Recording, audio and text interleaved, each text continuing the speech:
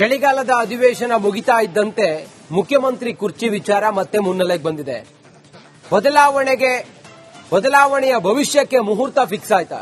DK Shivakumar ಅವರು ಮುಖ್ಯಮಂತ್ರಿ ಆಗೋದಕ್ಕೆ ಎಲ್ಲಾ ರೀತಿಯಲ್ಲೂ ಕೂಡ ಸಿದ್ದರಾದ್ರ. ಹೈಕಮಾಂಡ್ ಕೊಟ್ಟಂತ ಭರವಸೆಯಂತೆ ಡಿಕೆ ಶಿವಕುಮಾರ್ ಅವರು ಮುಖ್ಯಮಂತ್ರಿ ಆಗುವಂತ ಗಳಿಗೆ ಬಂದೇ ಬಿಡ್ತಾ. ಡಿಕೆ ಶಿವಕುಮಾರ್ ಅವರು ಈ ಹಂತದಿಂದ ಮಾಡುವಂತ ತಯಾರಿಗಳೇನು? ಬದಲಾವಣೆಯ ಭವಿಷ್ಯ ತೀರ್ಮಾನಕ್ಕೆ ಫಿಕ್ಸ್ ಆಯ್ತಾ ಮುಹೂರ್ತ? ಅಧಿವೇಶನ ಮುಗಿತು, ಶುರುವಾಯ್ತಾ ಕಾಂಗ್ರೆಸ್ನ ಕುರ್ಚಿ ಕಾಳಗ. ಸಿಎಂ ಕುರ್ಚಿಗೆ ಏರೋದಕ್ಕೆ ಅಣಿಯಾದ್ರ ಡಿಕೆ ಶಿವಕುಮಾರ್. ದೆಹಲಿ ಯಾತ್ರೆಯ ಗುಟ್ಟನ್ನ ತೆರೆದಿಟ್ರ ಡಿಕೆ ಶಿವಕುಮಾರ್.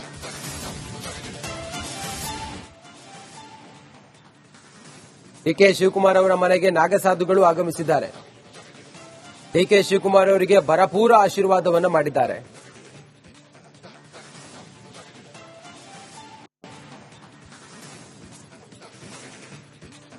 ಡಿಕೆ ಶಿವಕುಮಾರ್ ಅವರು ಮುಖ್ಯಮಂತ್ರಿಯಾಗುವಂತಹ ಗಳಿಗೆ ಹತ್ತಿರ ಬಂದಂಗೆ ಕಾಣಿಸ್ತಾ ಇದೆ.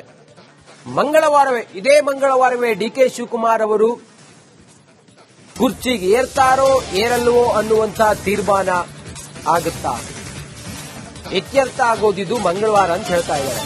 ದೆಹಲಿ ಪ್ರವಾಸಕ್ಕೆ ಡಿಸಿಎಂ ಡಿಕೆ ಶಿವಕುಮಾರ್ ಅವರು ಹೊರಟಿದ್ದಾರೆ. ದೆಹಲಿ ಪ್ರವಾಸದಲ್ಲಿ ಒಂದು ಸಿಹಿ ಸುದ್ದಿಯೊಂದಿಗೆ ವಾಪಸ್ ಬರ್ತಾರೆ ಅನ್ನೋದು ಈಗ ಇರುವಂತ ವಿಚಾರ. ಆಗ ನಾನು ಸಿದ್ದರಾಮಯ್ಯ ಹೋಗಿ ಮಾತಾಡ್ತೀವಿ. ಯಾಗ ಮಂಗಳವಾರವೇ ಸಿಎಂಗೂ ದೆಹಲಿಗೆ ಬುಲಾವ್ ಸಿಗುತ್ತಾ? ಮಂಗಳವಾರ ದೆಹಲಿಗೆ ಹೋಗ್ತಿದ್ದೀನಿ ಅಂತೇಳಿ ಡಿಕೆ ಶಿವಕುಮಾರ್ ಅವರು ಹೇಳಿದ್ದಾರೆ.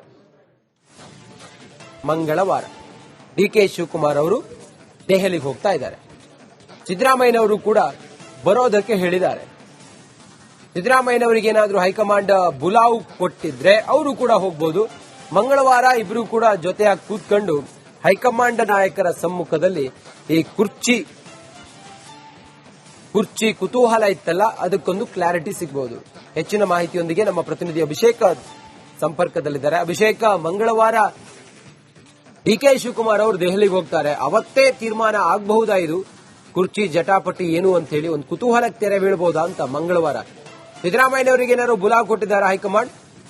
ಅಭಿಷೇಕ್, ಬಿಜೆಪಿ ಹಾಗೂ ಜೆಡಿಎಸ್ನವರು ಅಧಿವೇಶನದ ಸಂದರ್ಭದಲ್ಲಿ ಯಾವುದೇ ಕಾರಣಕ್ಕೂ ಕುರ್ಚಿ ಕಿತ್ತಾಟದ ಬಗ್ಗೆ ಮಾತಾಡಬಾರದು ಅನ್ನೋ ಒಂದು ಕಾರಣದಿಂದಾಗಿ ಬ್ರೇಕ್ಫಾಸ್ಟ್ ನೆಪವನ್ನ ಸಿದ್ದರಾಮಯ್ಯ ಡಿಕೆ ಶಿವಕುಮಾರ್ ಇಟ್ಕೊಂಡಿತ್ತು. ಎರಡೂ ಬಣಗಳು ನಾವು ಒಂದಾಗಿದ್ದೀವಿ ಅಂತ ತೋರಿಸೋ ಪ್ರಯತ್ನ ಮಾಡಿದ್ರು. ಆದ್ರೆ ಅಧಿವೇಶನದ ಕೊನೆ ದಿನ ನಿನ್ನೆ ಸಿಎಂ ಸಿದ್ದರಾಮಯ್ಯನವರು ಡಿಕೆ ಶಿವಕುಮಾರ್ ಅವರ ಅನುಪಸ್ಥಿತಿಯಲ್ಲಿ ನಾನೇ ಸಿಎಂ ಆಗಿ ಮುಂದುವರ್ತೀನಿ ಅಂತ ಹೇಳಿದಾಗ ಡಿಕೆ ಶಿವಕುಮಾರ್ ಕೂಡ ಕೌಂಟರ್ ಕೊಟ್ಟಿದ್ದಾರೆ.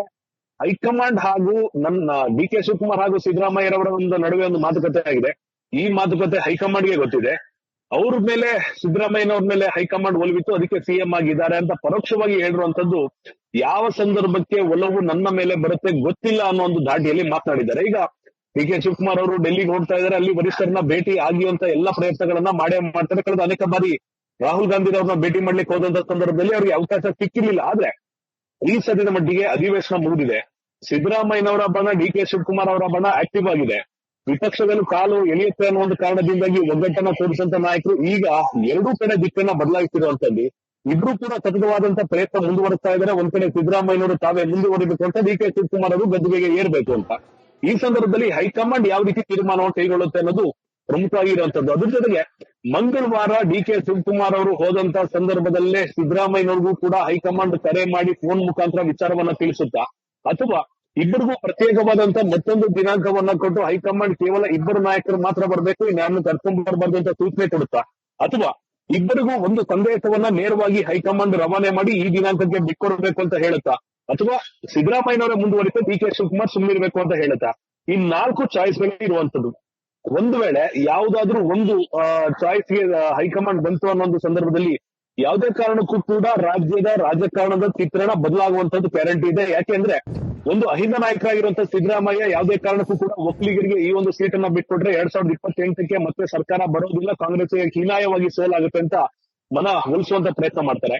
ಮತ್ತೊಂದ್ ಕಡೆ ಇಡೀ ದೇಶದಲ್ಲಿ ಯಾವುದೇ ರಾಜ್ಯದಲ್ಲಿ ಏನೇ ಆಪರೇಷನ್ ಮಾಡ್ಬೇಕಿದ್ರು ಟ್ರಬಲ್ ಶೂಟರ್ ಅಂತ ಕರೆಯಲ್ಪಡುವಂತ ಡಿಕೆ ಶಿವಕುಮಾರ್ ಅವರ ಸಹಾಯವನ್ನ ಕಾಂಗ್ರೆಸ್ ಪಡೆದಿರೋದ್ರಿಂದ ಅವ್ರಿಗೂ ಕೂಡ ನ್ಯಾಯವನ್ನು ಒದಗಿಸಬೇಕು ಅಂತ ಡಿಕೆ ಶಿವಕುಮಾರ್ ಬೆಂಬಲಿಗರು ಕೇಳ್ತಿರುವಂತದ್ದು.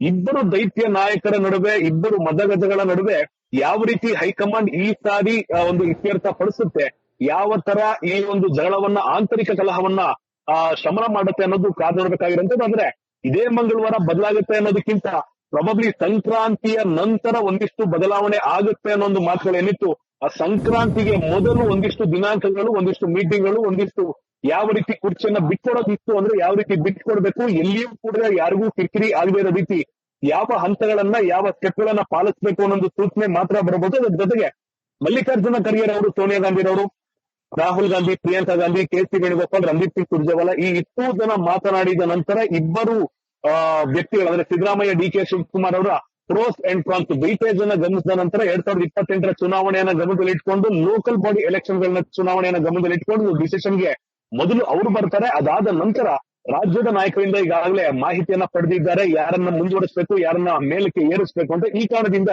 ಎಲ್ಲವನ್ನ ತಾಳೆ ಹಾಕಿದ ನಂತರವಷ್ಟೇ ಒಂದು ಕ್ಲಾರಿಟಿ ಹೈಕಮಾಂಡ್ಗೂ ಕೂಡ ಸಿಗುತ್ತೆ. ಅದಾದ ನಂತರವಷ್ಟೇ ಬದಲಾವಣೆ ಆಗೋದಿದ್ರೆ ಆಗುತ್ತೆ, ಇಲ್ಲವಾದ್ರೆ ಸಿದ್ದರಾಮಯ್ಯನವರೇ ಕಂಟಿನ್ಯೂ ಆಗ್ತಾರೆ ಅನ್ನೊಂದು ಮಾತುಗಳು ಕೂಡ ಕೇಳಿ ಬರ್ತಿರೋದ್ರಿಂದ ಯಾವ ರೀತಿ ಮುಂದುವರಿಯುತ್ತೆ ಕಾದು ನೋಡ್ಬೇಕಾದ್ರೆ ಮಂಗಳವಾರ ಇತ್ಯರ್ಥ ಆಗುತ್ತಾ ಅನ್ನೊಂದು ಪ್ರಶ್ನೆಗೆ ತಾತ್ಕಾಲಿಕವಾಗಿ 50-50 ಚಾನ್ಸಸ್ ಇರೋದನ್ನ ನಾವು ನೋಡ್ಬೋದಾಗಿರುವಂತದ್ದು.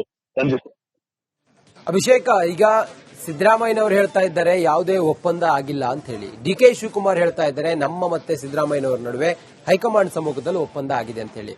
ಬಹುಶಃ ಇದೆಲ್ಲವೂ ಕೂಡ ಹೈಕಮಾಂಡ್ ಮಟ್ಟದಲ್ಲಿ ಎಷ್ಟು ಪ್ರಸ್ತುತ ಇದೆ. ಒಪ್ಪಂದ ಆಗಿದ್ದಿದ್ರೆ ಏನದು ಒಪ್ಪಂದ?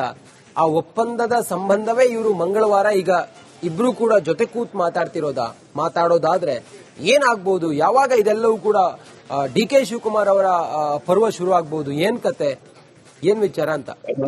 ರಂಜಿತ್, ಮೊದಲನೇದಾಗಿ ಯಾವುದೇ ಕಾರಣಕ್ಕೂ ನಮ್ಮ ನಡುವೆ ಒಪ್ಪಂದ ಆಗಿಯೇ ಇಲ್ಲ ಅಂತ ಸದನದಲ್ಲಿ ಸಿದ್ದರಾಮಯ್ಯನವರು ಹೇಳಿರುವಂತದ್ದು. ಒಂದು ವೇಳೆ ಅವರು ಸದನಕ್ಕೆ ಸುಳ್ಳು ಮಾಹಿತಿಯನ್ನ ಕೊಟ್ಟಿರೋದು ಏನಾದ್ರು ಸದನದ ಗಮನಕ್ಕೆ ಬಂತು ಅಂದ್ರೆ ಅಷ್ಟೇ ಶಾಸಕರು ಸಿದ್ದರಾಮಯ್ಯನವ್ರ ವಿರುದ್ಧ ಮಾತನಾಡುವಂತ ಎಷ್ಟು ಚಾನ್ಸಸ್ ಇರುವಂತದ್ದು ಒಂದ್ ಕಡೆ ಗಮನಿಸಬೇಕಾಗುತ್ತೆ. ಮತ್ತೊಂದ್ ಕಡೆ ನನ್ನ ಸಿದ್ದರಾಮಯ್ಯ ನಡುವೆ ಮಾತುಕತೆ ಆಗಿದೆ ಅಂತ ಡಿ.ಕೆ. ಶಿವಕುಮಾರ್ ಅವರು ಬಹಿರಂಗವಾಗಿ ಹೇಳಿದ್ದಾರೆ. ಕಳೆದ 2.5 ವರ್ಷಗಳಿಂದ ಯಾವುದೇ ಮಾತುಕತೆ ಆಗಿಲ್ಲ, ಹೈಕಮಾಂಡ್ ಅವರು ನಮ್ಮನ್ನ ಕರೆದು ಮಾತನಾಡಿರುವಂತದ್ದು, ಮಾಧ್ಯಮದವ್ರಿಗೆ ಯಾರು ಹೇಳಿದ್ರು, ಜನರಿಗೆ ಯಾರು ಹೇಳಿದ್ರು ಅಂತ ಕೇಳ್ತಿದ್ದಂತ ಡಿ.ಕೆ. ಶಿವಕುಮಾರ್ ಅವರು ನೇರವಾಗಿ ಮೊದಲನೇ ಬಾರಿ ಕ್ಯಾಮೆರಾಗಳ ಮುಂದೆ ಸಿದ್ದರಾಮಯ್ಯ ಹಾಗೂ ನನ್ನ ನಡುವೆ ಮಾತುಕತೆ ಆಗಿದೆ, ಈ ಮಾತುಕತೆಯ ಸಾರಾಂಶ ಹೈಕಮಾಂಡ್ಗೆ ಗೊತ್ತಿದೆ ಅಂತ ಹೇಳಿರುವಂತದ್ದು. ಇಲ್ಲಿಗೆ ಸಿದ್ದರಾಮಯ್ಯನವರಿಗೆ ನೇರವಾಗಿ ಹೇಳಕ್ಕೆ ಆಗದೆ ಇರುವಂತ ಒಂದಿಷ್ಟು ಮಾತುಗಳನ್ನ ಅಥವಾ ನೇರವಾಗಿ ಅವರಿಗೆ ನೆನಪು ಮಾಡುವ ಕೆಲಸವನ್ನ ಅಂತೂ ಗಟ್ಟಿಯಾಗಿ ನೆನಪು ಮಾಡುವಂತ ಕೆಲಸವನ್ನ ಡಿ.ಕೆ. ಶಿವಕುಮಾರ್ ಮಾಡ್ತಿದ್ದಾರೆ ಅಂತ ನಾವಿಲ್ಲಿ ಗಮನಿಸಬೇಕಾಗಿರುವಂತದ್ದು. ಅಥವಾ ಸಿದ್ದರಾಮಯ್ಯನವರು ಸುಳ್ಳು ಹೇಳ್ತಿದ್ರೆ ಆ ಸುಳ್ಳನ್ನ ಸತ್ಯ ಮಾಡೋದಕ್ಕೆ ಅಥವಾ ಸುಳ್ಳನ್ನ ಸುಳ್ಳು ಅಂತ ಪ್ರೂವ್ ಮಾಡೋದಕ್ಕೆ ಡಿ.ಕೆ. ಶಿವಕುಮಾರ್ ಅವರು ಮಾತುಕತೆ ಆಗಿದೆ ಅಂತ ಹೇಳ್ತಿರೋದು. ಯಾವುದೇ ಕಾರಣಕ್ಕೂ ಕೂಡ ಡಿ.ಕೆ. ಶಿವಕುಮಾರ್ ಅಷ್ಟು ಸಲೀಸಾಗಿ ಕುರ್ಚಿಯನ್ನ ಬಿಟ್ಕೊಡೋದಿಲ್ಲ ಅನ್ನೋದು ಎಲ್ರಿಗೂ ಗೊತ್ತಿರೋಂಥದ್ದು. ಸಿದ್ದರಾಮಯ್ಯನವರು ಕೂಡ ಕುರ್ಚಿಯನ್ನ ಬಿಟ್ಕೊಡೋದಿಲ್ಲ ಅಂತ ಎಲ್ರಿಗೂ ಗೊತ್ತಿರೋಂಥದ್ದು. ಯಾಕಂದ್ರೆ ಅಧಿವೇಶನದಲ್ಲಿ ನೆನ್ನೆ ಮಾತಾಡ್ತಿದ್ದ ಸಂದರ್ಭದಲ್ಲಿ ನಾನೇ ಮುಂದುವರಿತೀನಿ ಅಂತ 2 ಬಾರಿ ಸಿದ್ದರಾಮಯ್ಯನವರು ಹೇಳಿರುವಂತದ್ದು, ಯಾವುದೇ ಮಾತುಕತೆ ಆಗಿಲ್ಲ ಅಂತ ಹೇಳಿರುವಂತದ್ದು. ಈ 2 ಕೌಂಟರ್ ಅಟ್ಯಾಕ್ ಗಳನ್ನ ಗಮನಿಸಿದಾಗ ಇಬ್ಬರೂ ಕೂಡ ಅಧಿಕಾರದಲ್ಲೇ ಥ್ಯಾಂಕ್ ಯು ಅಭಿಷೇಕ್ ನಿಮ್ಮೆಲ್ಲ ಮಾಹಿತಿಗಾಗಿ.